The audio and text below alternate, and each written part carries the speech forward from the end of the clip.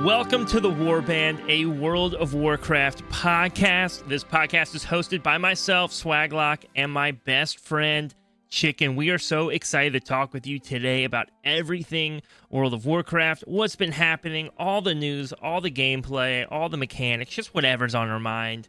This is a different intro than normal, so Chicken, I don't know how to end it, but how's your week been? Different. That was a lot different, and I didn't think I would be asked a question right away, but it's been pretty well. Yeah, dude, you to have be honest, hasn't been bad. Yeah, it's been pretty good. You have the little one, right? So now you got two kids. Oh, I guess one's not running around. One is running around. Dude, it's kind of messy. Yeah. So to be honest, well, messy's not the right word. It's just a lot. So, question for you, honest answer. Be honest with me. What is more difficult, raid leading, right? Trying to organize 20 raiders, or being a parent?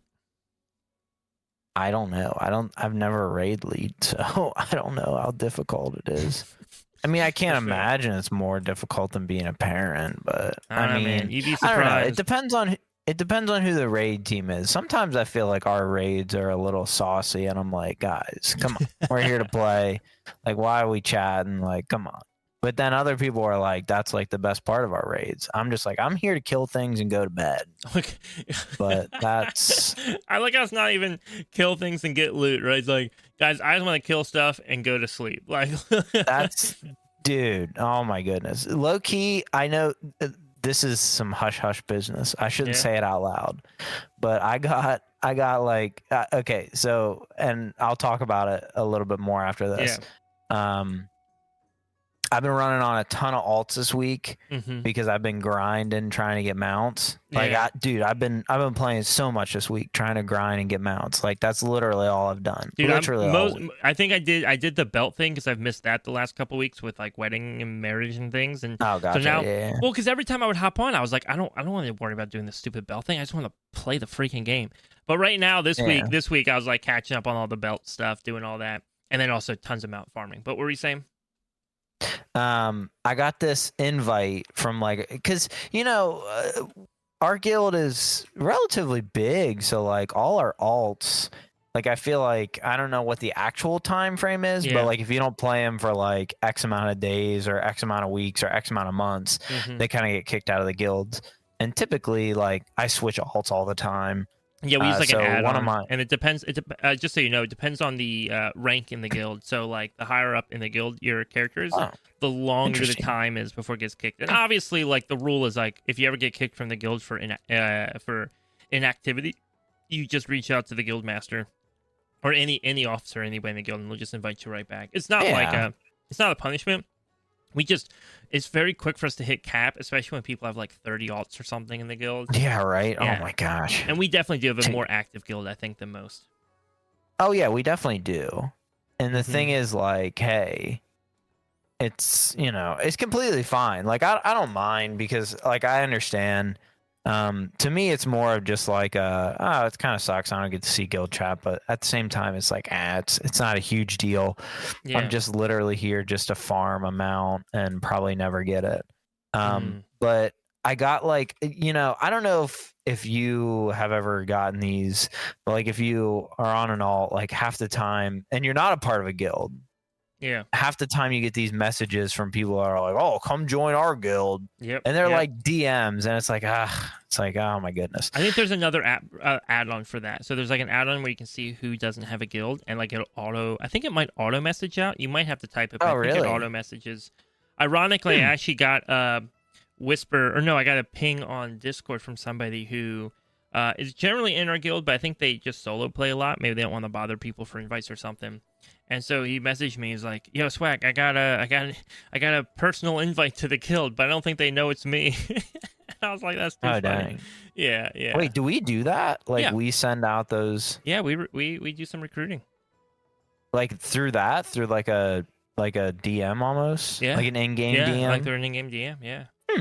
Interesting. I didn't know that. Anyways, don't let that change what you're about to say, though. Don't let that change whatever you're about to say. Oh, no. I got one, and it was like, I was like, okay. Like, typically I read them just to see what they say. And this one was like, oh, hey, we're a heroic guild, and we raid from like 7 to 9, and I was like, oof. I was like, this would be like the best time to raid. Yeah. Well, that's such a tricky thing, right? Because for us as East Coasters, 7 to 9 is like, that would be ideal, right? Like that would be like, I can do a 7 to 9 raid. But then like that means nobody like West Coast is gaming with us, because then raid for them is like 4 to 6 or something, right? Like would it be like 4 to 6? Yeah, it would be like mad early. Yeah. It would be such an odd time frame. But who knows? Maybe that's like optimal for some people. Maybe some people are like, nah, dude, that's perfect. I get home from work at 3.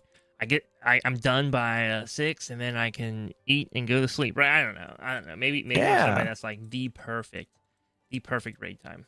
But not for me. And I get that too, right? It's hard because even for me, like sometimes the 9 to, because it's for us it's like 9 to 11:30. So it's like close to midnight by the time we're done. And I feel it. I feel it now that I'm married. I think I feel the pressure of it more, right? Like when I'm like, oh, I'm raiding, and my wife looks at me and she's like, You're not coming to bed? I'm like, yeah. She's like, yeah, I'm going to bed. I'm raiding tonight, right? Like my best goblin voice or something. I'm raiding. But yeah, dude, it's but again though, I also like it because then for me it works, because sometimes I'm stuck at work until like 8, sometimes 8:30. Oh yeah. I mean, dude, there are times where I'm like raid leading and I'm like showing up right at 9, or I'm like, hey Z, can you start sending out invites now, because like I'm driving home, but I won't be home until 5 minutes after 9. So if you could get the group together, then maybe that clear stuff trash. Makes sense. Yeah. And like I get it, like I do understand, but like your boy wakes up at like 5:45 for work, and it's like No. I just can't like in good conscience go to bed at like midnight and then try to wake up. Like I get paid to go to work and do good work, so I try not to like go and be like half dead because I'm tired because I only got like 5 hours of sleep. Dude, I totally get that. And I think for me, because you always make fun of me about staying up so late, but I'm not like an early morning person. I am on Sundays, like Sunday morning, because obviously I have to be at my job early Sundays. But then, like, Sunday afternoon, I'm taking a nap. Like, I just go home and pass out. I'm not an early morning person. I can't do it. So, like, usually for me, I'm up at, like, 8, right? Like, 8 a.m. is, like, my wake-up time, generally. Bro. Dude, sometimes I'll get up at 7 and just lay there and scroll my phone, but usually it's, like, 8. And then I get up real quick. Well, I'm even, like, nightly, this is TMI, a nightly shower guy, just so I don't have to shower in the morning, right? Like, I hate getting up early. Dude. And but that's why I'm like learning, like, and I don't know why this is the conversation. It's not the conversation for the podcast, but I'm learning even like with my wife, right? Like, because when we were dating stuff, I was always like, dude, why is she like such a, like, why is she such, like, how does she just fall asleep as soon as like 9 o'clock hits? I can never do that. I can't do that. And I'm like, how does chicken do it? Like, I don't get how these people just like fall asleep so early. Like, that doesn't make sense. But the thing is, you guys wake up so much earlier, right? Like, she's up at 5:30 in the morning, starting to get ready, get dressed, like, have some quiet time. Like, she's like, I like to get up and I'll just sit there with my coffee for an hour. And I'm like, that's bro. Right, but for me, dude, for me, I'm like 8 a.m., roll out of bed, maybe shove a little bit of food in my mouth, get dressed, and then brush my teeth, and I'm out the door, right? Like, as fast as I can, right? Like, can I get ready in 15 minutes and get out the door? That's the goal. That's optimal for me. That's absurd. Yeah, for sure, 100%, right? But that's like the optimal goal. But then that means like when I get home at 9, and we're raiding at 9, like 9 to 11:30 is like no problem, because okay, I'm back in bed at midnight. That's a full 8 hours of sleep.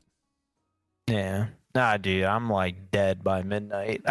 There's so many raids that I'm like we take our break at like 10:45 or like 10:30, and I'm like almost asleep on the couch. Oh my god! But what can you do, right? But it's so fun, dude. I love, and that's the hard thing, right? Like, you're not gonna do that for just anything, right? Like, it's gotta feel worthwhile. It's gotta be enjoyable. It's gotta be fun, and I love that about WoW. The getting with people.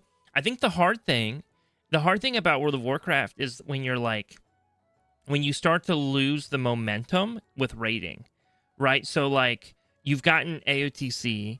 And you're like, do we test Mythic? Do we try Mythic? Do we test that out? And all of a sudden you go and you like step into Mythic, but maybe you don't have enough people who are interested because they just don't want to, right? So then you lose that momentum. or it's like, hey, we just don't have the people to keep going. Maybe we don't have the skill. Maybe step in the Mythic and your team literally just can't. I think that's the problem we ran into was we got AOTC. We did great. Like, we crushed you on the way to AOTC. But then we went into Mythic, and we lost some of our heavier hitters, I think, going to Mythic. And so the overall team just wasn't quite as strong as what our AOTC team was for going to Mythic. And we just couldn't get Cauldron. Like, it was a hard stop for us. We just said, okay, we got one boss down. We're clearly not going to keep progressing. And at that point, you lose the momentum. Like, we could just say, hey, we're going to keep doing heroic reclears. But, like, dude, heroic reclears aren't, like, I don't think it's the same as mythic reclears. Right? Because heroic... not even close. Not even close. Because mythic reclears, it's like, hey, look, like, this is such a prime way to get mythic gear. You want to be a part of this every week. But heroic reclears are like, hey, here's more heroic gear. But you literally get heroic gear from, like, pooping. Like, you can go to the bathroom and the game will give you heroic gear. Just helping people get AOTC, basically, too. Right. Yeah. You could, like, slash boop emote in the middle of Dornagle, and you'd probably be given heroic gear for it. Oh, my gosh. Yeah. Oh, yeah. And the other problem we run into with heroic reclear, and again, I don't say this in a way to be negative towards anybody in particular. I just think it's an undeniable reality, and you have to accept it, is when you start doing heroic reclears, right, you start to lose the people who are performing well, because they just do it the first time because, like, hey, I love this guild, I love being with the people, I want to help them get AOTC. But then once you start reclearing, those people go, okay, I've already done this, it's really easy content, I don't want to spend 2 hours, 3 hours every Wednesday, Thursday night going in here and doing something that has no benefit whatsoever, by the way. Like, no benefit to that person at all. So they sit out for completely understandable reasons. But then you also have people who are going like, oh, dude, I really want AOTC. I don't want to miss out on that. And so now they're joining with almost no raid experience for the raid. And now you're like, you're feeling like you're progging again, but you've already figured out all the fights. And so now you're just frustrated that, like, half the raid team suddenly doesn't know how to do the fights. And it's really, right. And so, like, I think that's what we're trying to figure out with our guild right now is, like, how do we maintain engaging raid for longer? Like, how do we make sure that clearing AOTC isn't the end of our raid team? What does that look like? Do we run multiple raid teams with different goals, right? They're like, hey guys, this raid team, their priority is to go into Mythic and prog Mythic as often as they can, right? And they know that from the start of the raid, right? And then this team here, like, their goal is to start normal and then prog heroic and see if they can get AOTC, right? Like, do you build that differently? But then if you build it that way, then does the normal to heroic group, do they actually get the goal of AOTC? Because now they're missing. I don't even remember why this conversation came in. All that to say, raid is such a fascinating thing because you have 20 people roughly, right? You can have more, you can have less, but roughly 20-ish to 30-ish people who are trying to show up to game together and have a good time. But every one of them has different motives. For some, it's like, I'm just here just to help the guild get AOTC. For some, it's like, dude, I'm here because I need the gear, and I hate doing M+, and this is the only way I can get gear is by coming to Heroic Raid, right? Like, I mean, they have delves now, which is nice. But everybody's got different motives, and then when those motives don't line up, there's some frustration, there's tension, right? Somebody's going like, hey, man, I just want to go to bed. I'm exhausted. What? Like, even for you, right? Like, I'm sure for you, like, you're so tired. It's like, how do you have the motivation to raid when, like, it's already content that you've done before and you don't need anything from it? Yeah. Like, is it worth risking? I mean, it's pretty fair. Right? Is it worth risking having a bad day at work the next day just because you felt socially obligated to show up to raid night, even though there was nothing at raid night that benefited you? Right. Yeah, that one's weird because, that one's weird. Okay, here's a good question. Sorry, I like this conversation, so I want to ask you another question, right? Right, like, and I feel this, but I feel like you feel it more, so I want to hear your input, right? What happens when you go to raid on a Wednesday night, right? And you know you're gonna be exhausted the next day, like, you know you're gonna be tired, but man, like, we were stuck on this boss last week. We're gonna go to we're gonna try again this week. We should have improved, right? You show up to raid, and players haven't worked on getting gear that week. Players haven't, like, overcome the mechanics. They're still dying to things that they should be well aware of, right? Like, they're still doing dumb things. Does that ever cause you to get frustrated with the people you're gaming with, right? Like, obviously we don't want to have a toxic environment, but we're still human, right? We still have emotions, right? Like you can't just shove those down, right? Like that's yeah, that's mad annoying. Yeah, yeah. I mean, it's and don't get me wrong, I enjoyed raiding. Like I make it seem like it was such a chore because I'm like, oh, I'd stay up so late. I enjoyed it, and I was truly upset that I didn't raid this season. Yeah, because I think this raid was really fun, and I think just the aspect of it would have been really cool to be involved in. But at the same time, just having that sleep is just so worth it. dude, Like let's start a Friday morning raid team. Honestly, but I mean, it's outside of that. Like I do enjoy it. I mean, there is something about getting like a group of people together and playing, right? I never really got too involved because I, personally, I always found it hard to follow our raid lead, and when everyone else was kind of sitting there, talking and kind of having fun, like I felt like it was really hard to follow our raid lead because there's just so many voices. Yeah. So I always just never talked because I was like, I'm trying to listen. Like I can't really, follow everything here. So I'm just going to literally listen and not talk. But it's fun having people, talk to each other and obviously know that like, hey, like everyone in this guild is genuinely likes each other and genuinely likes gaming together. So that was always like a fun aspect of the raid. But it's hard because when you get people together and you have people that really like each other, right? How do you keep those boundaries of friend versus like almost like on a professional level of like, hey, like you are underperforming and I want you to be here because you're my friend, but like something needs to change. And that's kind of where one button comes in, right? How's one button going to change the raid team? Is it going to turn it into, hey, maybe mythic is possible because you guys can get heroic down pretty quickly, or is it still just going to be like we just can't get it down, right?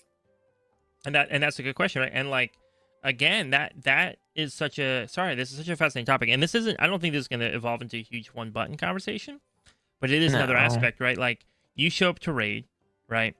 And somebody clearly isn't, and by the way, like I get it, dude, some things are difficult to learn, some things are difficult to figure out, but if I'm really honest with you, it is usually pretty obvious when you're raiding who is exclusively just showing up to raid and who is putting time in during the week to like learn mechanics, to like understand things.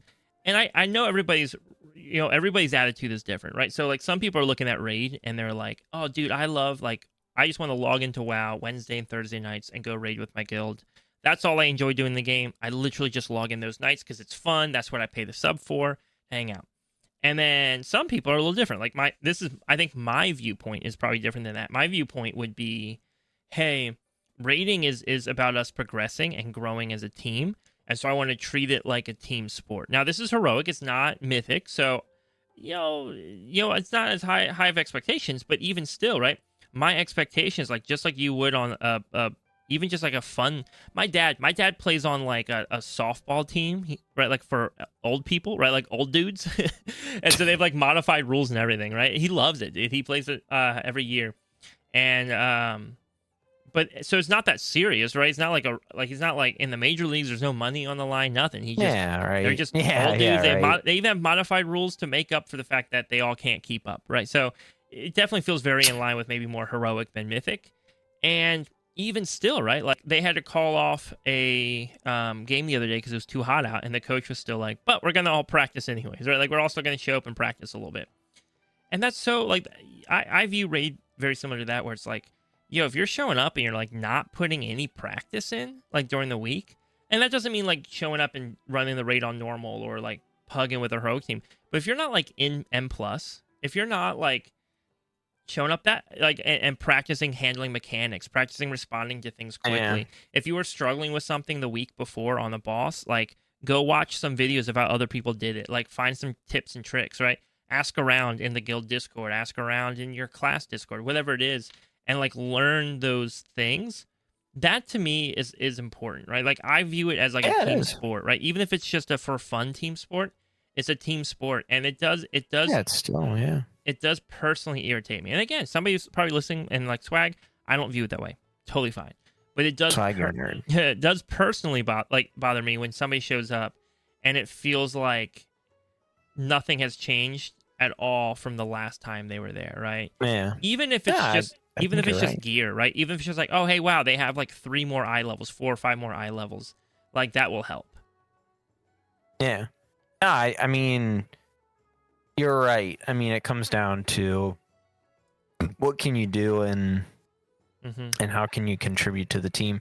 I think this kind of brings back to the conversation we had last week or 2 weeks ago. Oh, wait, it was last week. Wait, hold that thought real quick. Hold that thought. Sorry, because this is where I was going. I do apologize. I just want to make sure it doesn't get forgotten. Oh, that's okay. Point being, though, right, all that happens. Every practice. So what happens when the person shows up and they haven't improved, right? Like they took that week off, they still improved, and the raid leader turns to them and goes, hey, you need to switch to the 1-button rotation so that you can focus on mechanics. Oh, gotcha. And that person just absolutely hates using the 1-button rotation, right?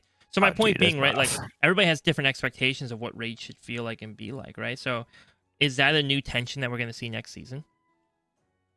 I mean, it's kind of hard to say. I mean, I think you will, because I think we've just come to the fact that like 1 button is like going to change the way the game is played, right? Yeah. And in terms of, you know, we keep saying, you know, it's you know, just a heroic raid. I mean, it's not like we're like actively cutting people because they're just not meeting the standards, right?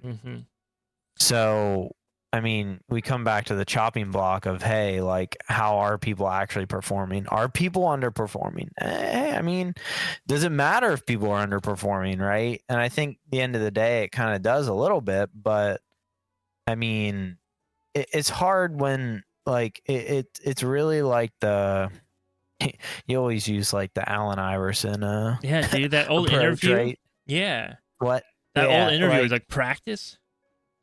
Yeah, like you got people that are like practicing versus like people that aren't. They're kind of just showing up and like doing their thing, having fun, right? And it's like, yeah, like it is heroic. If it was mythic, like those people would be like immediately kicked off, right? Immediately. So like that's kind of like the trade-off. Like, hey, like how serious should this be taken, right? I think it should be taken pretty serious. I mean, it's still time, right? It's still people. It's still 5 hours out of someone's week, right? It's not like it's right. If we're doing 2.5 hours, and that's right, like you're taking that time out of, and I hate saying grown adults, like that means that they're more valuable than kids, right? But essentially, basically saying like, dude, you have 20 to 30 people sitting together in VC doing this raid, who have carved out 5 hours out of their very busy weeks. Most of them working 40 plus hours a week, right? Yeah. Also trying to figure out time with their spouses, trying to figure out time at home, right? And the kids, yeah. And one thing I noticed, dude, is like sometimes there are times where people just go, "Hey, I don't have time to raid. I'm gonna stop raiding," and then I immediately always see them still on during raid hours. And part of me like gets angry. Part of me is like, "What the heck are they doing?" They said they couldn't be here, and now they're just running keys. But then another part of me is like, yeah, totally makes sense. If you're limited on time, right? Why show up and do something with that time that other people aren't putting any effort into when you could just show up and do something else with that time and be more successful?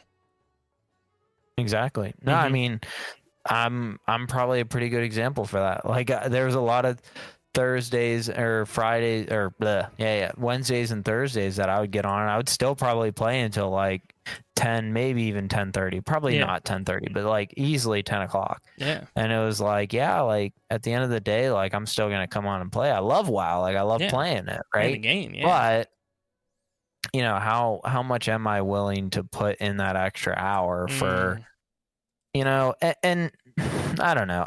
I always did it because I do enjoy doing it with the guild, but you know, I think of what Fireleth, that one.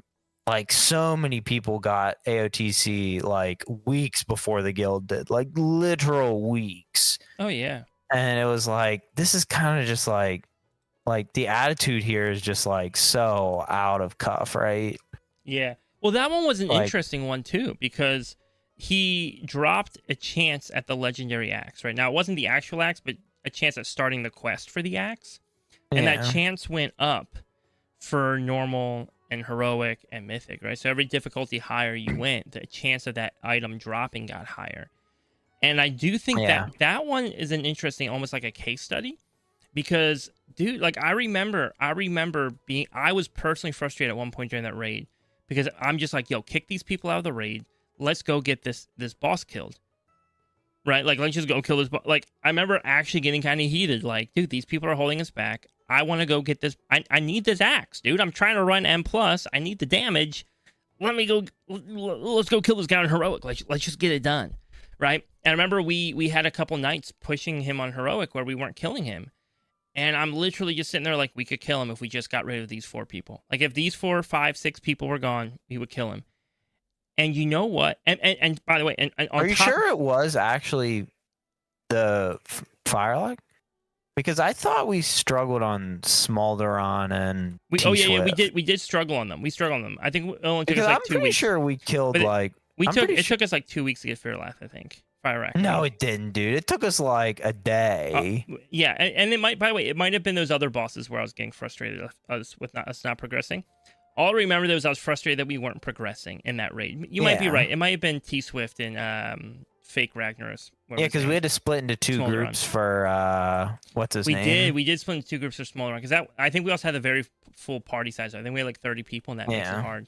I had to do both of them because I was the tank. But anyways, But anyways, though, it was frustrating because I'm like, dude, I want this item. But then simultaneously, I think I was very hypocritical. Because at the same time, I was getting frustrated anytime I saw someone else ditching the guild to go get AOTC on their own. And like, I remember I think towards the end of that raid tier, I had like a conversation with our guild master and our raid leader. I just said, hey guys, I'm talking to you about this because like, I want to verbalize it now so that in the future, like it's already been spoken. But like, if this ever happens again, I think it would be good for me to just push for AOTC without the guild. Like, I would still obviously raid with the guild, but I'd probably just pug AOTC real fast.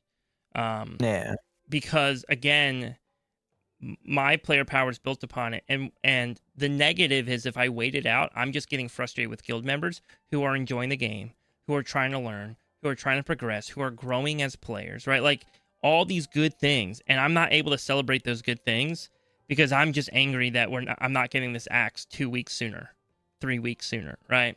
And I'm like, I want this axe now. I'm impatient. I want it now. I hate everybody. If you're holding me back, I hate you, right? Like, and that's not fair. Dude, that's not fair. These people are trying to have fun playing a game, right? And then I'm over here getting bitter every time I see someone else go and kill, right? And so it was honestly sparked a conversation of like, yeah, you know what? Like, maybe that's healthy. Maybe the healthy thing is when there's something tied to that, like to AOC in terms of like player power. Maybe it's healthy that like we encourage some of our players to go like, hey, if you want to push this on your own, go for it. But like, please don't give up on us once you get it. Like, please help the guild still get this, right? I agree. Yeah. Dang. One of those long-winded discussions about raid. It's fun. So we mentioned, by the way, before we go into any actual other conversations, we mentioned, I'm curious to see what your answer is on this. But we mentioned the 1-button rotation thing. Obviously, it's been out. People have beaten it to death. I had this question I was asking in the guild that I think I got in a little trouble for asking this week. But I do think it's a fascinating question because in a lot of the 1-button discourse I'm hearing, whether talking to friends, whether seeing posts on Twitter, X, the Everything app, one of the things I'm hearing people say a lot is like, well, if the 1-button rotation is performing better than you are, then that's just that's incentive for you to get better, right? Like that's the answer is like, hey, get good. It's ultimately like a nicer way of saying get good, right? But the answer is like, if it's doing better than you are, you just need to get better.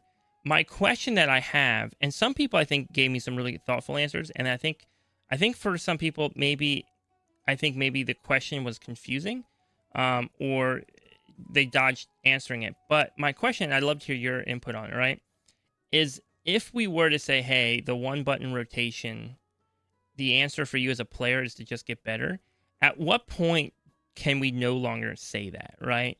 So what I mean by that is like the one button rotation obviously has to be better than some percentage of the player base in order to be viable. But what percentage, and it's a weird question, I know, but what percentage of the player base should the one button rotation outperform as the player base is currently right now? Yeah, so this one's kind of weird because I kind of witnessed some of these conversations, and I do think it's kind of a hard thing for people to grasp because at the same time, WoW is a very what's the word I'm trying to say? Non-competitive is what I want to say, but there's this nonchalant, kind of relaxed, like laid back portion of WoW on top of a very competitive portion of WoW that is very involved, right? Yeah. And I kind of like to pose it as like hey, like imagine, I think of Fortnite's the first one that comes to mind, and like imagine if they just put like this automatic build mode into like a game where you just press one button and it just like magically like makes you like giant forts where like people like have spent like decades like trying to master building in Fortnite, right? Like it's definitely hard because I think some people kind of just grasp it as like, oh, WoW's not a competitive game, but I think it is, right? Yeah. I think most games by nature are competitive to some extent. And WoW, though, is competitive to, I think, how you let it be competitive and how you play the game, right? So, obviously, PvP is competitive. Obviously, pushing title M+ is competitive, right? But, dude, I know the least competitive people in our guild, and they're still getting slightly competitive over numbers and making jokes. And, right? I think to any extent, there's some... One of the things I jokingly refer often to WoW as like Club Penguin for adults. If anybody remembers that old game, right? But the idea is like you want to collect your things and show them off. You want to show off your transmogs. Yeah. Whatever it is, do you want to have the best transmog? Do you want to have the coolest mouse? Do you want to have the biggest number on your achievement list? Do you want to do you want to kill these bosses first? Do you want to have the highest dungeon count, right? Like everybody has something that they want people to look at them and be like, "Wow, I'm impressed with you for doing this." Yeah. No, yeah, that makes a lot of sense. And to answer the question, I think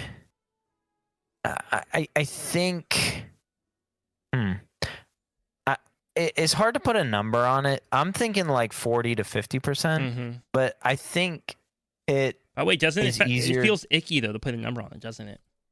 Yeah, it kind of does. I think someone should easily be able to get through normal raid, and I hate saying this, but maybe even Keystone Master with one button.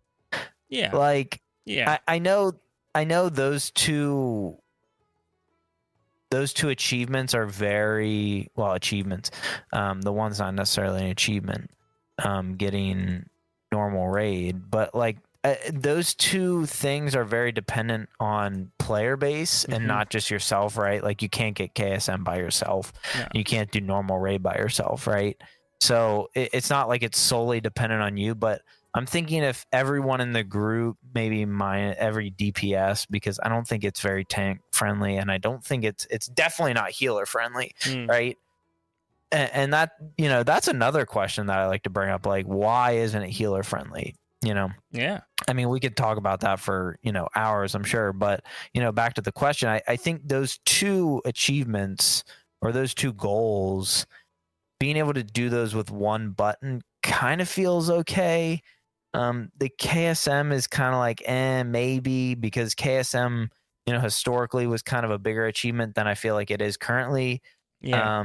Yeah, right. I think KSM feels a lot easier because what are we talking about? 6s and 7s? Yeah, and that's like nothing, but definitely normal raid, right? I think it should start to take you through normal raid. Now, once you get into heroic, I think maybe that's where the line should be a little bit like looser in the sand.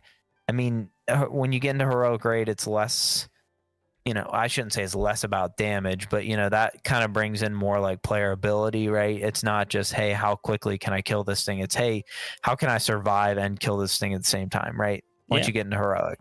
Well, and that raises the question too, because I think a lot of people are like, oh well, like obviously you should be able to clear heroic raid and maybe a couple bosses with the one button. But my question I ask back is, okay, well that's 4 game modes of raiding, right? You have 4 raiding game modes from LFR to normal to heroic to mythic, and you're saying, okay, you should be able to clear 3 out of the 4 game modes using one button rotation. And maybe that is the answer, by the way. That might be the answer. If that's the answer, that's the answer, right? Yeah. With that said, though, right, like, you know, at some point you have to kind of say, yeah. And I think what's difficult is people are saying, oh, one button rotation should be able to let you get through this game mode, right? That's their answer. Well, you should be able to get through this. Well, that also comes along with the less savory question of like, well, what percentage of players? Like what percentage? Because that is the dirty question. That is the like, hey, look, if you want to like have a real conversation about one button rotation, about and I want to clarify for anybody listening, I actually think one button rotation is a good tool. I think it's going to be beneficial for a lot of players. I think the sweet spot for one button rotation is that it's going to help players get into content that they've been excited to try out, but maybe have really struggled with the rotations. Again, no matter how much work they've put in, they've just really struggled with the rotations. Maybe their hands don't quite work the same as they once did. Maybe they had a stroke at some point, and now trying to memorize everything or respond quickly to everything in the game is a lot harder than it once was. I don't know, but all these possibilities, injuries, whatever, right, can lead to reasons why WoW can be a difficult game. Maybe for some people it just doesn't quite click the way, but they still like click right for them in rotation, but they still love it. So I want it to be a useful, beneficial tool for accessibility for people to get into content. And the only way it's useful is if it's good enough to be worth using, right? So if it's not good, then you're not going to use, then it's just going to sit there unused, because you would go, okay, well, I'd rather just be bad at this thing than use the one button. However, at what point is it too good? Like, right, at what point is it too good that all of a sudden now people who don't want to use it are being forced to use it and just being told to get good if they have to use it, right? Like, well, if you don't want to use it, just get good. Okay, well, at what point, though, does saying get good not qualify? You said like 40-50% of the player base. And the wild thing with that answer is that answer sounds huge, right? Like if you listen to the answer, you're like, wait, pressing one button should outperform 50% of players in the game? Maybe? Yeah. Maybe? And the reason why I say maybe is because I don't have the numbers in front of me, so I'm literally just guessing and thinking based on what I like know, right? So I think it's like, let me Google it real quick. What percentage of players get AOTC, right? Because here's a good question, right? How many people actually get AOTC? This was about 7 months ago that this question. Roughly 20% on average get AOTC, right? So about 20% of the players get AOTC in World of Warcraft each season. That's not a lot. That's right. So are you saying, okay, well, one button rotation, and by the way, some of those are probably a little bit of a carry, and that's fine too. That's the nature of group content. I don't have any issue with that whatsoever, right? But if you're saying, okay, 20% of players get AOTC, I'm gonna say the top 20%. I know it's not totally an accurate statement because there's probably some great players out there who don't care to get AOTC, but generally speaking, most will try to, if not all, right? So we're gonna say top 20% of damage dealers in the game are getting AOTC. I think that's a pretty fair estimate based on that information. Mm-hmm. So if you could get AOTC off the one button rotation and not get carry, it's not like if it's like, hey, look, this person, their damage is rough. It's still rough for AOTC with one button, but at least they're able to do mechanics, so they're not a burden on the team. Okay, that's fine. I get that. That's fair. If your guild is happy to take someone along, and because one button helps them get mechanics down, and so at least they're not like constantly dying, okay, that's fine, right? That's your choice as a guild. That's your choice. And by the way, our guild will probably definitely make that choice, and I'm happy we do. I'm very happy we do. But 50% of the player base, theoretically, if we're saying, hey, it does better than 50% of the players, that's still not touching AOTC territory. It's not even close. Yeah. I mean, yeah, exactly. Right? Like, I don't think people like when you say 50%, it should do better than 50% of players. That sounds horrible. Like, that sounds so mean. Sound great. But then, like, you actually start to look at numbers, and you're like, well, okay. And that's where I think one button gets kind of weird, right? it gets weird in the Yeah. sense of like, okay, it's actually got to do better than a good chunk of players, but also, is it good to have 50% of the player base feel like they have to use one button in order to keep like right? That's Yeah, the bigger thing in my opinion. Like right. making people think that they have to use like a game mechanic that they really don't want to use Yeah. in order to be good at the game. Like that to me is yeah, Because I by the don't way, like dude, that. when I used the one button rotation for testing, it was so boring. It hurt my like my hand just to keep smacking the same button. Like I probably actually should have put it on multiple keys and just gone through one at a time, right? And like Yeah. save my fingers. It was rough. I hated it, dude. I hated it. And Oh and yeah, and there's gonna be it's not people. fun. There's gonna be people. I know there are because I talked to one in the guild this past week who was excited to talk about it and share some stuff. It was a great conversation, but he for sure is excited. And so somebody like that is like going to be excited to use it because it's benefiting them in a good way. They're excited to try some stuff out. They're not in love with trying to do the rotation, whatever, right? But then what about the person Yeah. who's like, dang it, dude, I actually really like doing rotation stuff. Even if I'm bad at it, I just like doing it. And now though, like every Yeah. time I play the game, I'm like, well, I'd be better if I just pressed one button. Right. Then do they have their spell bar set up, but like over here on the side they have like their one button macro just in case they want to switch to it or something. I don't know. But anyways, I don't want to linger on that topic forever. I just think it's a fascinating one that people should be more willing to talk about and people are avoiding. I don't think you can just say, well, then get better. Right? I don't think that can be the answer. I don't think the answer can just simply Yeah, I don't be think it can either. because then what? Like if it's better than It just feels 90%, bad. yeah, if it's better than 90% of the players in the game, can you still say that? Right? Yeah, I mean, people put a lot of time into being good at WoW, and to be told that you're just not that good is it's hard to hear, man. Yeah, to be told you're It's, not good enough because Blizzard decided to put a button in the game that does the work for you. that does better than you, right? Right? Yeah. Like, yeah, dude, great, awesome, man. Well, guess what?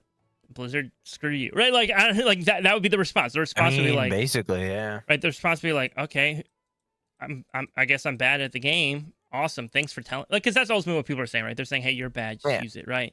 Great, thanks for telling me I'm bad. That's toxic behavior, right? Like, okay, whatever. And you know what? Like, again, I'm pretty confident that my damage rotation probably outdoes one button rotation, but I'm not 100% sure.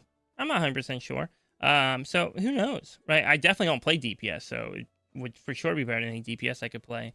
I was even like looking at Growl testing it out, right? And like pumping huge numbers. I think he ran an 18 using the one button rotation.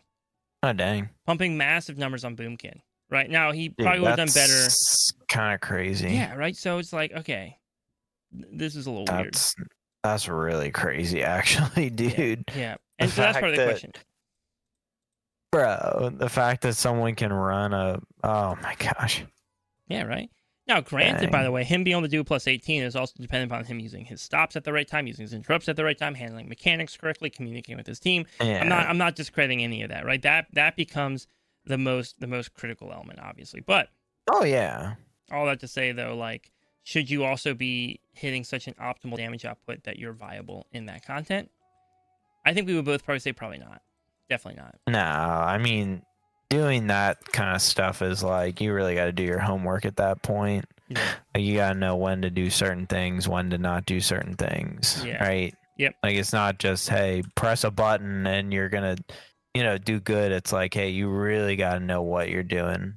Oh, absolutely. Right? Absolutely. So that's all that. That's the raid conversation. I don't remember where this came from. All to say, I love raiding, but it is interesting to think about the dynamics when you're raiding of like, okay, what does everybody want? Different people want different things.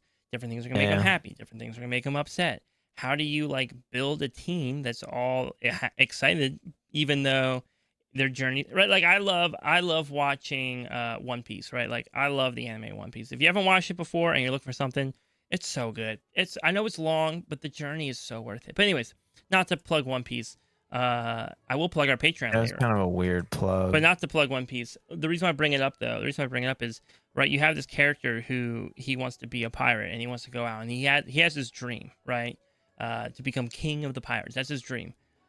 And he builds a crew, and every member of his crew has their own dream, right? Like, every member of that crew is going, like, we have our dream, and this is what we want to accomplish, this is what we want to achieve. But then they also all link back to the captain's dream of like helping him reach his dream, right? So it is kind of this team effort. And so that's the question with raid is like, how do you develop a raid team that has that same mentality, right? Where they're going in and it's like, okay, our raid leader's goal is for the guild to get AOTC, right? And then everybody on the team has their own goals, whether it's to hang out with friends, whether it's to do the content that they like enjoy doing, whether it's to get the gear, right? Whatever their reason for being there is. Maybe there's a girl in the guild that raids and they want to hang out with her and she goes to raid. I don't know. Whatever the reason being, I don't know if that's a great one, but you know what? If it works, it works. You know, but how do they all, despite having their individual goals, how do they all still link back to the guild masters, or not the guild master, but the raid leader's goal of like getting the guild AOTC? And is it bigger than that? Right, like once you hit AOTC, is that it? Does the group dissolve, or does the group go, okay, we've done this, now we're gonna keep it on farm for anybody else? Because like again, I hear so many stories of guilds where like they get AOTC and then they help everybody else who still hasn't gotten it get AOTC. You know, like we don't necessarily do that, but it is an honorable thing. I just don't know if I could commit that time, right? To say, hey, every, because I will admit I do like our raid breaks sometimes when we take like a month off as we wait for the new season, right? You know, I can then use that time. But anyways, all that to say, we've talked a lot about raiding. We can move topics. I believe a lot of mount farming this week, correct? Oh yeah, dude, I've been doing a lot of mount farming, and yeah, I mean, it's kind of cool to go back and do the old content. I've really been doing the one raid from BFA a lot. I think it's the last raid in the expansion, the one where you fight Lady. What'd you say? Siege. The it's not called Siege. It's called something. No, Battle of Zarlor, right? Yes, that one. Yeah.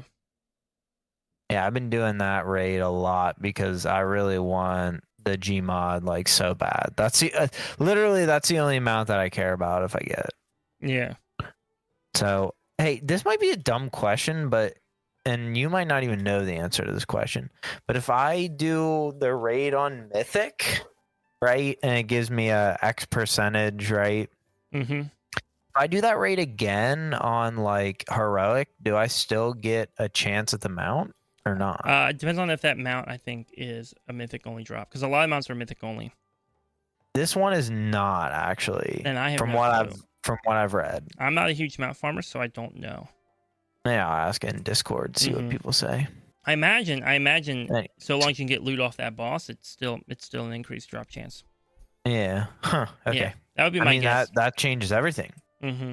Dude, I'll go back and farm everything on every difficulty. I need to be honest though. What I should be doing is probably finding a list of mounts I think are really cool and going in on my mains and just like clearing them out.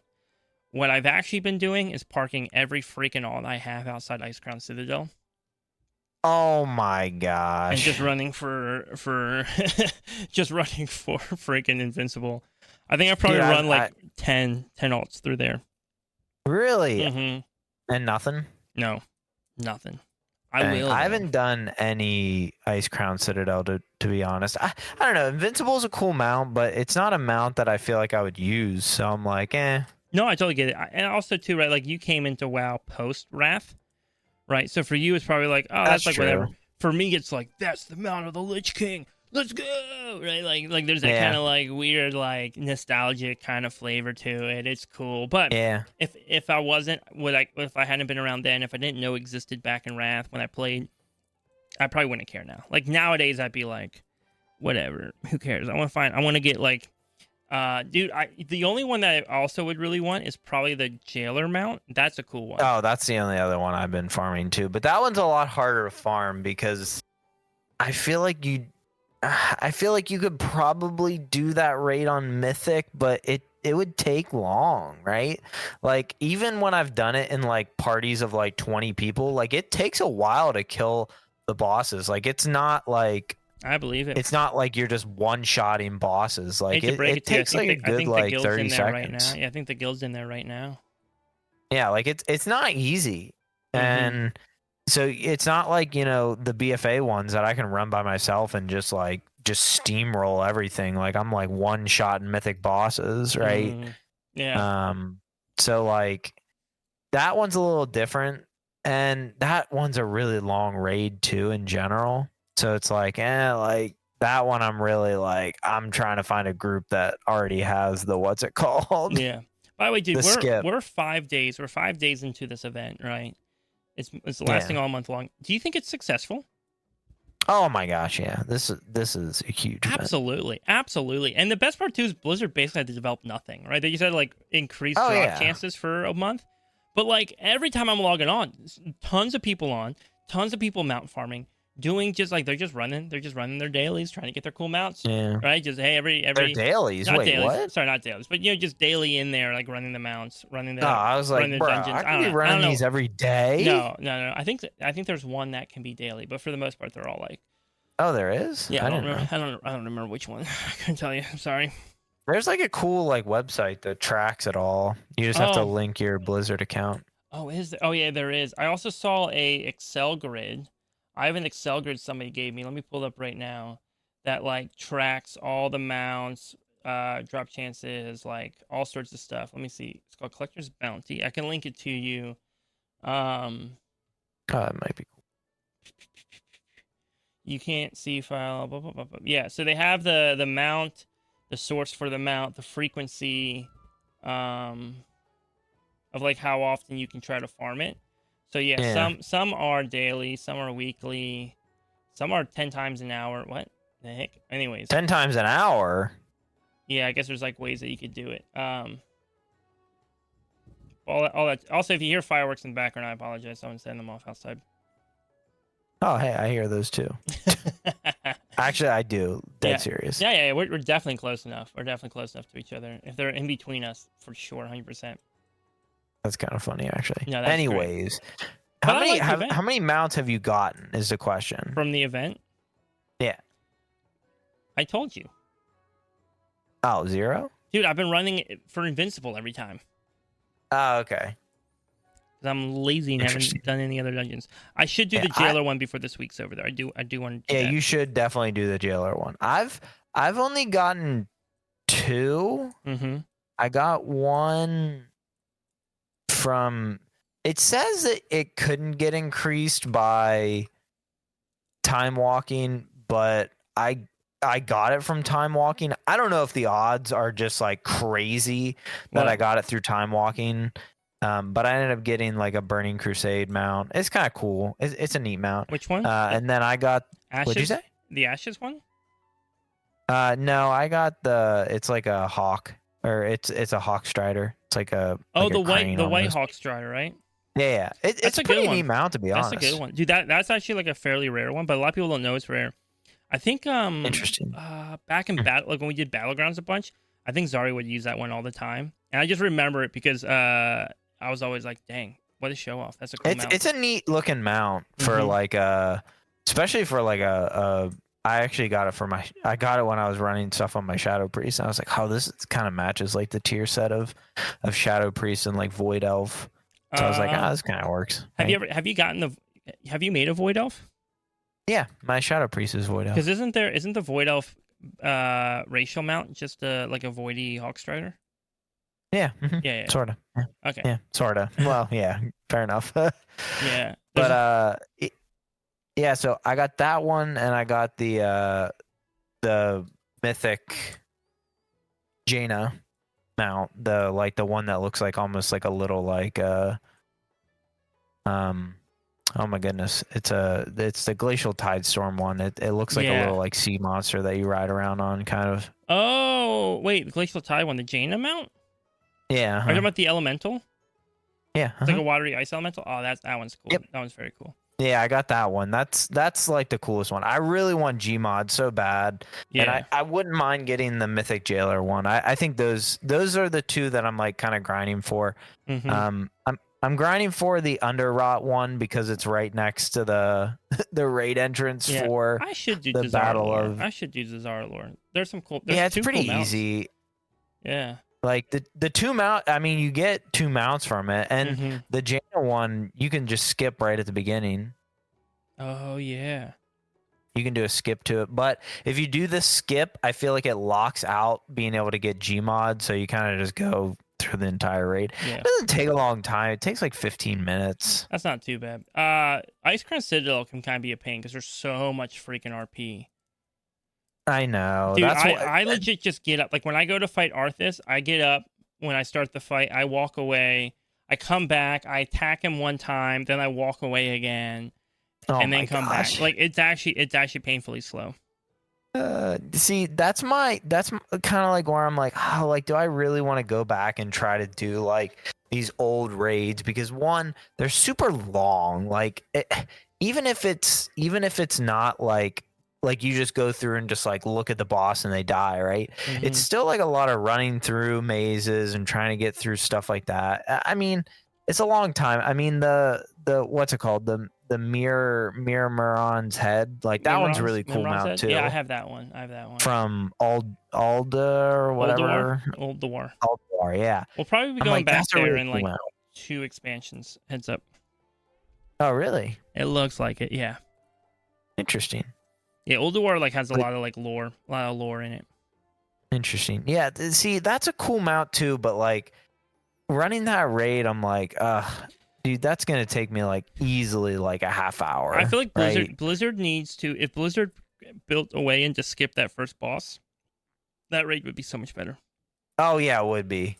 Dude, I literally went to that raid and I was like, oh, it's this raid, and then I was like, never mind. Yeah, because we used to do it all the time when it would come up from time walking. As a guild, we do it, and every time we get there, like, dang it, dude, why does the first boss have to be stupid? Yeah, because it's the vehicles, right? You have to do the little vehicle thing. Anyways. Before we change topics, in a second we're going to talk about some 11.2 updates. But before we do that, I want to have a little promo segment here real fast. Talking about a couple things. Number one, I want to talk about our Patreon that Chicken and I have for the Warband. It is a place where you can support the content that we're doing. If you're enjoying the Warband and you want to show us some support, thank us for what we're doing, you can join our Patreon, and there's a few tiers of membership that you can join. There's a $2 tier just to say, hey, thank you for making the content, making the podcast. We appreciate you guys. And that will give you access to our secret Discord channel as well to talk and stuff, which is kind of fun. However, we also have a content tier for $6 that will give you access to bonus content every week, along with being able to sit in on a monthly live stream recording of the podcast. So we'll actually live stream in Discord the podcast recording, so you guys can sit in, ask questions live even as we're recording that we can answer, and other stuff as well for subscribing to the content tier. And then we have a third tier that we call the Guild Master tier, and this is basically, it's kind of a unique thing, so I want to explain it. But the Guild Master tier is a limited tier. We can only take a couple people in that slot. But if you're running a guild and you want to find a way to promote your guild in a creative way, and you love the podcast and want to support the podcast, we would love to talk about your guild on the podcast as kind of part of a promotional segment, rather than maybe hawking some product or something else, even though we should get sponsors too. Anyways, we love being able to get people connected with amazing guilds, with amazing players. And so if there's something special about your guild that you're like, people need to know this, you can do that through our Patreon. Speaking of which, we also do have a guild that we love talking about. It is our guild, Astra, which is an amazing guild for players that are looking to get into World of Warcraft content that maybe normally you would be a little too intimidated to try out, whether it's doing M+, whether it's raiding. Chicken and I, we have these conversations about how good should OBR be for raiding content, and what's the expectation of people coming to raid. But the reality is that's us being nitpicky right now in the podcast. Our guild works so hard to make sure players feel welcome and feel valuable in the content that they're doing. It is a non-toxic space, and we are so proud of it. I actually got a message this week I want to read before we get back into the content, because this actually meant a lot to me, dude. This message I got on Discord this week meant a lot to me. I got a message from Travo, and he just said, dude, I just wanted to send a personal thank you. Your effort in the podcast provided the door to Astra, and it's actually legit and non-toxic and full of wonderful people. Bro, Deadly, my oldest and dearest friend, and myself have been looking for a place like this for X packs worth of time, or expansions worth of time. Anyhow, thanks, man. I want you to know how deeply important your work is, bringing people together and all that.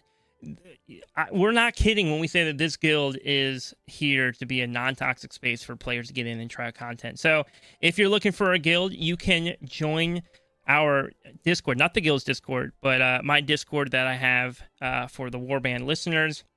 And for people who follow my personal content as well, there's a link down in the description. When you join, pop into the general chat and ask for an invite to the guild. At that point, you'll get a guild invite in game. We'll help make sure you get in, and then you can get a link to the actual guild Discord. But we just don't post that publicly. So if you're interested in joining, that's how you can do so. Check out my Discord link down in the description. But Chicken and I love our guild, and we want you to know about it. But that's a little bit of a promo segment before we get back to content. Chicken, there's a lot happening in 11.2. You're a little bit more caught up on it than I am. What are the updates that we have? Yeah, so I mean, really, there's a couple class updates. They're doing Unholy a little naughty, which doesn't necessarily surprise me. Did they give us A-Bomb back? No, not even close, dude. What do you think, bro? They're not gonna give us that back. No, they're not, dude. Let's be honest. But yeah, is it time for me to learn how to play tuning. Vengeance Demon Hunter now? Is that what's going on? What'd you say? Does this mean I have to learn Vengeance Demon Hunter now? Probably not, to be honest. I don't think Vengeance. Nah, dude. Vengeance is Garbo. You don't have to learn Vengeance. I'm looking up right now. Anyways, keep going. So yeah, they made some changes to Unholy. Nothing crazy. I mean, there's some crappy stuff, but not anything like stupid. I think like it's an overall like damage increase to like probably the majority of player base. I think it was like a damage decrease, like a heavy damage decrease to basically like only people that do MDI, because they can't just like pull like 20 mobs and have Epidemic just like cast on all of them, right? Yeah. So like overall, I think it's not a huge change, but I think it'll generally affect some people. Yeah, I can totally get that. Yeah, there's some other class changes, not anything crazy. There is some big dungeons changes. I think they made some big headway on the last boss from Arakara, which, to be honest, I didn't think the last boss from Arakara was ever like terribly difficult. I didn't either. However, you and I both played Death Knight, so maybe it was a little different. Yeah, that's true. But I'll also say too, that last boss, because I saw the changes, right? My personal opinion is that last boss of Arakara is not that hard if you're thinking ahead on mechanics. So if you're always trying to react in the moment to mechanics, that's a really hard fight. But if you're just like, hey, I know the next thing coming up or in a second coming up is going to be like the void black hole thing that sucks me in, then you're naturally positioning yourself next to one of the like puddles on the ground, right? Or one thing I think about a lot too is like as a melee player, I'm actually actively thinking, because when you tag those mobs running by and that's what drops the puddles. They don't attack you. You just have to hit one and it'll drop a puddle. I'm actively thinking, okay, let me drop a couple puddles in range of the boss. Yeah. Right? But for some reason, I don't know why. Maybe people don't think about that. Maybe they're not thinking ahead. Anyways, let's say, keep talking about what the changes are, but I just want to clarify for people listening, that boss becomes a lot easier when you're thinking ahead. Oh yeah. Yeah, you're right. I mean, we are definitely DKs, so I can't really say too much, because that fight is like so much easier when you don't have to deal with the dumb puddle thing, the dumb puddle mechanic. So, another big change that they made is they're getting rid of the bubbles from the like that oh my goodness, that one boss. Yeah, Bubbles is gone. I heard about that, but people are saying they didn't just get rid of Bubbles, like something happened to him or something. I don't know if there's like a lore behind it. Yeah, so I saw on Twitter. I don't necessarily know what the big thing is. I just think they're like basically gone. Yeah. Okay. So I don't know if that boss is just not there anymore, or if just the bubbles aren't there. I think they're getting rid of Bubbles, the mob. Yo, what if they just... Okay, don't tell me what it says. I'm sure you just looked it up. What if Bubbles still jumped up like he does now, but instead of taking out that pack of trash, the pack of trash killed Bubbles? Interesting. You know what I'm talking about? You know how when he jumps in, he like kills a few mobs? Yeah. What if those mobs just killed him instead? Wouldn't that be the funniest thing? I hope that's what it is. That would be kind of cool, but that's not what happened. So it looks like the third boss just like comes out of the hole with bubbles in his mouth and just like kills him. What? Yeah. That's so brutal. And I think I love it because Blizzard's like, we get it. You guys hate this guy. Like, whoever put dude, the little bit of the worst. Yeah, whoever put the little bit of time in to make that happen. And you know what the funniest thing is? I mean, I guess on maybe high keys who's a problem, but on the keys I did like 10 to 12. I don't actually think Bubbles was that hard. No, it wasn't terrible. No, especially if you it was just annoying. You just had to be intentional with placement. Yeah, it was just annoying more than anything, to be honest. Yeah. It was a lot of coordination though. And also super punishing, right? Like if you missed up just a little bit, you were dead. Luckily you also spawned you spawned right next to him, dude. So that was kind of convenient. Yeah. Oh yeah. my gosh. You did see that I don't know if we talked about last week, but you did see that they're updating spawn locations, right? No, I didn't see that. Yeah, so they are adding a new thing into the game that kind of looks like a summoning stone-ish type thing, but it will mark where the respawn points are in the dungeon as you like unlock them. And they're like updating. They're like updating. So they're not just putting that in to be like, oh, here's respawns, but supposedly they're actually like updating where the respawn locations are because they're realizing that like, because here's my thing. Like, yeah, if I die, sure, punish me. Like punish me for dying. That's totally fine. Like, take some time off the timer. Don't punish me by taking time off the timer and then making me manually feel the time again by, like, running all the way back to the boss. Because that's miserable. Dude. Or back to my group or whatever. That's just miserable. When everybody's waiting on me to get back, don't punish me by making me feel the punishment. Just give me the punishment, right? Like, okay, if you want that much time off the timer, just take that time off the timer. Don't make me experience that time by running back, and make everybody else experience that time by watching me run back. Dude, you want to know my biggest pet peeve? What? Is freaking old dungeons, bro. Why can't they just like make spawn points in the older dungeons, man? I don't know. Like it's a problem. I guess but that becomes a lot of work to go back and rehash all that. Dude. Burning Crusades, man. Dude, I'm trying to like level up things. They're pretty bad. And I gotta like, dude, it's the worst. Oh my gosh. All right, we got one listener question. Sorry, we're running short on time. It's been a crazy week for Chicken and I, so we're That's true. Just scraping in to get this podcast recorded. That's true. So, that's true. One question for the podcast this week. Of course, if you have questions, you can join my Discord link in the description. Go to the Pod Questions channel and ask there. But the question is from, I believe it's pronounced Nahari. Let me know how badly I butchered your name, please. I want to get it right next time. But they said, not sure if this question has been asked already or not, but how do you guys like the title reward for doing all 3 roles in Season 2? And should they do more in the coming seasons? And for higher levels, like hitting 3K for all roles, right?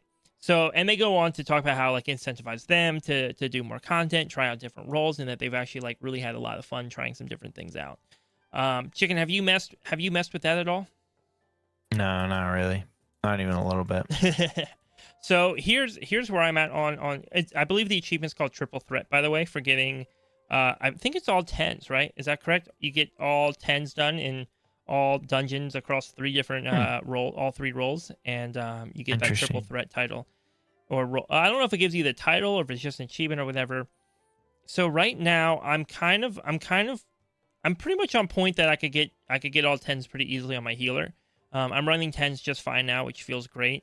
I did one earlier today that I did not time, and we had this DK in our group. Sorry, so random. We had this DK in our group, and like he would die on the first attack of every single boss. He was the battle res, dude. He was supposed to be the battle res. And the first hit of every boss, he's dead. And supposedly his PC was giving him trouble because then he was like disconnected for like, I think like an entire hallway of trash in Theater of Pain. Oh, dang. In Theater of Pain, right? So you know how bad those hallways are. Yeah. So, I don't know. But what I will say though is like we would have timed it. If that wasn't the case, we still almost timed it. We actually still almost timed it. But then I think like we had 3 people die or 2 people die like right away on the second to last boss, and that kind of killed our timer. But I will say, as far as the achievement goes, I was actually thinking about it. I was thinking about it today because I'm playing my healer. I'm like, oh, I get all 10s done. And again, I only really play healing and tanking. I'm not very good at DPS, but I've also never gave it like a good effort. And so today I'm like, yo, I could legit like, if I got all 10s on healing, should I try? Should I try to get all 10s on DPS just to go for it, just to see what the experience is like? Because at that point, I'm 2/3 of the way through. Like, why not? You get a title? I think you might get the triple threat title. Oh, that's kind of cool. Maybe. And so to me, I like the idea of having those like small markers of like, hey, try this, now try this. That's cool to me. Even if I don't do it, I still think it's a valuable thing, and I don't think it hurts anything. There's no negative to it, right? You could push it up for higher titles as well, but at that point, like, I don't know how high you want to push it up, right? Like, you could push it for 3K. Maybe you don't want to push it for 3K. How much do you want to flood the 3K range with, like, players who are just trying to get an achievement, but, like, are terrible at the class that they're playing? I don't know. I don't know. So maybe that's where it starts to get risky. Maybe it doesn't. Maybe that's no problem at all. Maybe it's not an issue. But it was cool. I mean, even like our tank in that Theater of Pain run that we did, which again, we didn't time it, but our tank did great. We had a Brewmaster tank, did fantastic. And he literally joined, he's like, hey, just heads up, I'm just trying to get triple threat. I don't normally tank. I was like, okay. Oh, did he actually say that? Yeah. He was like, I'm trying to get the triple threat. I don't normally tank. Oh, cool. Dang. He did great, by the way. He crushed it. Fantastic tank. Like, I have zero complaints. He did a phenomenal job. So if you're listening to the podcast, random tank. Yeah, dude, maybe listen to the podcast. That'd be kind of cool. Dude, that'd be kind of lit. But yeah, dude, all that to say, I like it. Now, I don't think it's going to necessarily like fix the tank shortage or the healer shortage. I think those roles are at a shortage right now, not because they are not right. Because I think if you hope that the triple threat fixes the shortage role on those roles, or the shortage going on. Sorry, my brain, it's getting late now.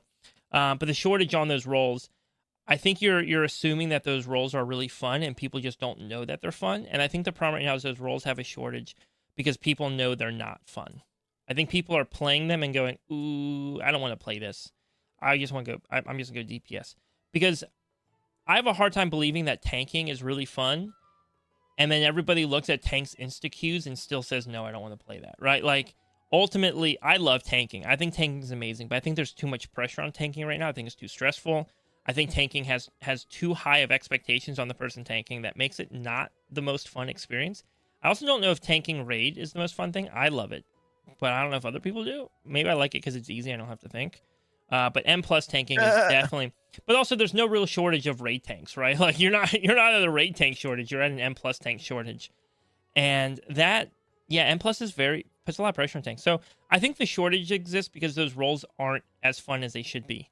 Those roles, I think, just need to be made more enjoyable, and Blizzard needs to do whatever it takes to make them enjoyable. Even if that means making the role a little bit easier, that's fine. If you're saying, hey, we're going to make this role play easier because the social pressure is higher, that's okay. That's totally fine, I think. Yeah, I mean, that's a interesting way of putting it. Yeah. Sorry, I should clarify. The end of their question, we haven't read it, but the other question said that they hoped that it would try and like raise the tank and healing player base so that there was less of a shortage. Oh yeah, I don't think I heard that part. No, I kind of skipped over it. Sorry, I should clarify that. But all that to say, everybody, thank you so much for listening to the Warband podcast this week. Chick and I love recording this with you. And if you want to catch some extra bonus content, you can do so on our Patreon. We will be back next week with, I promise, a longer episode. It was a little short today, but we'll also have a guest, and it's going to be a pretty cool guest. I'm actually really excited to have this guest on the podcast next week. You guys are going to enjoy it a lot. But for now, Chick and I are going to see you later. See ya.